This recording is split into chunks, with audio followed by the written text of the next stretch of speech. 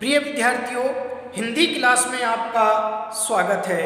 आज हम आपकी पाठ्य पुस्तक सारांश का छठा पाठ पढ़ेंगे, जापान से मित्र को पत्र। आज हम इस पाठ का दूसरा खंड पढ़ेंगे। तो आइए आज हम पढ़ते हैं इस पाठ का दूसरा खंड। मुझे इस दौरान बड़ी विचित्र अनुभूति हुई। 10-15 मिनट तक तो मैं उलझन में पड़ा रहा, फिर लगा मेरे दिमाग की रफ्तार धीरे धीरे धीमी होती जा रही है। थोड़ी देर में बिल्कुल बंद भी हो गई। तब मुझे लगा मानो मैं अनंत काल में जी रहा हूँ। तब मुझे लगा मानो मैं अनंत काल में जी रहा हूँ। यहाँ तक कि मुझे सन्नाटा भी सुनाई देने लगा। असल में होता यह है कि या तो हम बीते दिनों की खट्टी मीठी यादों में उलझे रहते हैं अथवा भविष्य के रंगीन सपने संजोते रहते हैं। हम या तो भूतकाल में रहते हैं अथवा भविष्य काल में। असल में दोनों काल मिथ्या हैं। एक चला गया है, दूसरा आया नहीं। हम वर्तमान क्षण में नहीं जीते, जबकि वही सत्य है। यदि आपसे यहाँ पर प्रश्न पूछा जाए, प्राय हम किस प्रकार जीते हैं, हमें किस काल में जीना चाहिए और क्यों? प्राय हम किस प्रकार जीते हैं, हमें किस काल में जीना चाहिए और क्यों? प्राय हम किस प्रकार जीते हैं, हमें किस काल में जीना चाहिए और क्यों? तो आप इसका उत्तर देंगे, प्राय हम भूतकाल में जीते हैं। हम बीते दिनों की खट्टी मीठी यादों में उलझे रहते हैं और भविष्य के रंगीन सपने संजोते रहते हैं। असल में दोनों काल मिथ्या हैं। एक चला गया, दूसरा आया ही नहीं। हमें केवल वर्तमान में जीना चाहिए। प्राय हम भूतकाल में जीते हैं। हम बीते दिनों की खट्टी मीठी यादों में उलझे रहते हैं और भविष्य के रंगीन सपने संजोते रहते हैं। असल में दोनों काल मिथ्या हैं। एक चला गया, दूसरा आया ही नहीं। हमें केवल वर्तमान में जीना चाहिए। आगे बढ़ते हैं। उस समय मेरे सामने वर्तमान था और वह अनंत काल जितना विस्तृत प्रतीत होता था। मुझे उसी दिन मालूम हुआ कि जीना इसी को कहते हैं। उस समय मेरे सामने वर्तमान था और वह अनंत काल जितना विस्तृत प्रतीत होता था।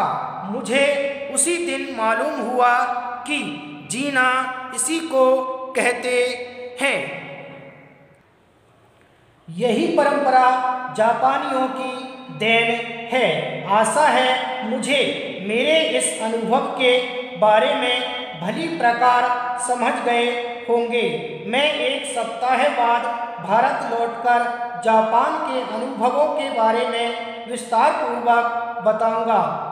यदि आपसे यहाँ पर प्रश्न पूछा जाए, कौन सी परंपरा जापानियों की देन है, कौन सी परंपरा जापानियों की देन है, तो आप इसका उत्तर देंगे, हमेशा वर्तमान में जीने की परंपरा जापानियों की देन है। हमेशा वर्तमान में जीने की परंपरा जापानियों की देन है। हमेशा वर्तमान में जीने की परंपरा जापानियों की देन है। इसी तरीके से यहाँ पर कुछ शब्दार्थ दे रखे हैं। ज्ञात का अर्थ है मालूम, निकट का अर्थ है पास, प्रयास का अर्थ है कोशिश, प्रतिस्पर्धा का अर्थ है मुकाबला, स्पीड इंजन का अर्थ है गति का यंत्र, मानसिक का अर्थ है मन संबंधी, विचित्र का अर्थ है अनोखा, टी सेरेमनी का अर्थ है चाय पीने का उत्सव, विधि का अर्थ है ढंग या तरीका, पर्णकुटी का अर्थ है पत्तों से बनी कुटिया, पत्तों से बनी कुटिया, भंगिमा का अर्थ है शारीरिक मुद्रा, राग का अर्थ है संगीत के स्वर, पूर्णतः का अर्थ है पूरी तरह से, निर्देशानुसार का अर्थ है आदेश के मुताबिक, अनुभूति का अर्थ है अनुभव होना, दिमाग का अर्थ है बुद्धि, रफ्तार का अर्थ है गति या चाल, सन्नाटा का अर्थ है गहरी चुप्पी, मिथ्या का अर्थ है झूठ, अनंत काल का अर्थ है जिस समय का अंत न हो, अनंत काल का अर्थ है जिस समय का अंत न हो, विस्तृत का अर्थ है काफी फैला हुआ, प्रतीत का अर्थ है मालूम। इसी तरीके से यहाँ आगत शब्द दे रखे हैं, आगत शब्द दे रखे हैं। सबसे पहले हम ये जानेंगे कि आगत शब्द होते क्या हैं, आगत शब्द कहते किसे हैं। तो वे शब्द जो विदेशी भाषाओं से हिंदी में आए हुए हैं और हिंदी में प्रकट होने लगे हैं, उन्हें आगत शब्द कहते हैं। यहाँ दिमाग उर्दू फारसी शब्द है, चा नो यूं यहाँ पर जापानी शब्द है, साफ यहाँ पर उर्दू फारसी शब्द है, स्पीड इंजन अंग्रेजी शब्द है, जमीन उर्दू फारसी शब्द है, रफ्तार उर्दू फारसी शब्द है, तशरीफ यहाँ पर उर्दू फारसी शब्द है, तातामी यहाँ पर जापानी शब्द है, टी सेरेमनी यहाँ पर अंग्रेजी शब्द है, दो झो यहाँ पर जापानी शब्द है। तो ये शब्द हैं सभी विदेशी भाषाओं से आए हुए हैं, इसलिए इन्हें आगत शब्द कहेंगे। यहाँ पर वर्तनी वैभिन्य दे रखा है, डिफरेंस इन स्पेलिंग, यानी कि हमें ये बताना है कि इन शब्दों में क्या अंतर है, इन शब्दों में क्या अंतर है। तो यहाँ पर मानक वर्तनी और प्रचलित वर्तनी दे रखी है, तो हमें इनमें अंतर बताना है। हिंदी साहित्य अकादमी नई दिल्ली द्वारा यह संशोधन किया गया है कि पंचम वर्णों के स्थान पर अनुस्वार का प्रयोग किया जाए, पंचम वर्णों के स्थान पर अनुस्वार या अंकी बिंदी का प्रयोग किया जाए और भ्रमित करने वाले वर्णों या संयुक्त वर्णों को अलग करके लिखा जाए। यहाँ पर प्रचलित वर्तनी में सितंबर दे रखा है, सितंबर, तो इसमें ते के बाद आधा में आ रहा है, तो आधा में है, ये पंचम वर्ण है।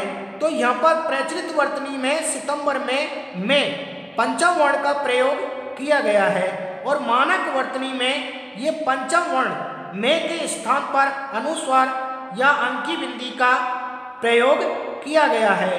तो इनमें ये अंतर है कि यहाँ तो पंचम वर्ण का प्रयोग किया गया है और यहाँ पर पंचम वर्णों के स्थान पर अनुस्वार यानी कि अंकी बिंदी का प्रयोग किया गया है। तो ये प्रचलित वर्तनी है, वर्तमान समय में इसे अशुद्ध माना जाता है, इसे गलत माना जाता है और वर्तमान समय में सितंबर हम इस तरीके से लिखेंगे तो इसे शुद्ध और सही माना जाता है। इसी तरीके से यहाँ पर इंजन है और ये इंजन, ये प्रचलित वर्तनी है और ये मानक वर्तनी है। प्रचलित वर्तनी में इंजन इस तरीके से लिखा जाता है, यहाँ पर ई के बाद ये पंचम वर्ण है, यहाँ पर ई के बाद पंचम वर्ण का प्रयोग किया गया है और यहाँ पर पंचम वर्ण के स्थान पर अनुस्वार यानी कि अंकी बिंदी का प्रयोग किया गया है। तो वर्तमान समय में हम इंजन इस तरीके से लिखेंगे तो इसे गलत माना जाता है, अशुद्ध माना जाता है, और इंजन हम इस तरीके से लिखेंगे तो वर्तमान समय में इसे शुद्ध और सही माना जाता है। इसी तरीके से यहाँ पर खट्टी, खट्टी हमने इस तरीके से लिखा, ये यहाँ पर दोहरे टे जुड़े हुए हैं, तो ये संयुक्त वर्ण है या भ्रमित करने वाले वर्ण हैं, इसलिए इनको यहाँ पर मानक वर्तनी में अलग करके लिखा गया है। मानक वर्तनी में इन दोनों वर्णों को अलग करके लिखा गया है। तो प्रचलित वर्तनी में खट्टी इस तरीके से लिखा जाता है, ये वर्तमान समय में इसे अशुद्ध या गलत माना जाता है, और खट्टी हम इस तरीके से लिखेंगे तो इसे वर्तमान समय में शुद्ध और सही माना जाता है। तो इस तरीके से हमने वर्तनी वैभिन्न, डिफरेंस इन स्पेलिंग, इन शब्दों में अंतर हमने समझ लिया है, और हम इन शब्दों को अब सही और गलत में हम इनकी पहचान कर सकते हैं। इस तरीके से आज हमने इस पाठ का और इस पाठ के शब्दार्थों का विधिवत रूप से विस्तार पूर्वक अध्ययन कर लिया है। आप भी घर पर इसे 2-3 बार अच्छे तरीके से पढ़ें और समझें, और इस पाठ में या इस खंड में जो भी प्रश्न पूछे गए हैं, आप उन सभी प्रश्नों को उत्तर सहित अपनी उत्तर पुस्तिका में लिपिबद्ध करें और याद करें, ताकि आपकी परीक्षाओं में इनसे संबंधित प्रश्न पूछे जाते हैं तो आप बड़ी सरलता और सुगमता के साथ उनका उत्तर दे सकते हैं। आज के लिए इतना ही, से कल पढ़ेंगे। Thank you.